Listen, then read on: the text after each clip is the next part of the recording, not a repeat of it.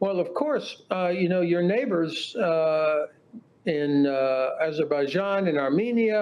Ჩვენი მეზობლები აზერბაიჯანი და სომხეთი უკვე აცნობიერებენ, რომ რუსეთი კარგი პარტნიორი არ არის. They're moving away from Russia. ისინი კრემლისგან დაშორებას ცდილობენ. თურქეთიც, რა თქმა უნდა, ის უკვე ნატოს წევრია. I think that Georgia has to შესაბამისად, საქართველოს უნდა გადაწყვიტოს, სურს თუ არა, რომ პუტინის რუსეთის ბორკილდადებული ტყვე იყოს, თუ სურს განაახლოს დასავლეთთან ინტეგრაციაზე მუშაობა.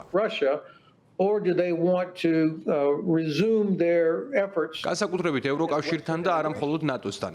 ეს არჩევანია როგორც ქართველი ხალხისთვის, ისე ქართული ოცნების ხელისუფლებისთვის, თუ რომელი მიმართულებით აპირებენ სვლას. Georgian people as well as for the Georgia Dream Party, what direction they want to go.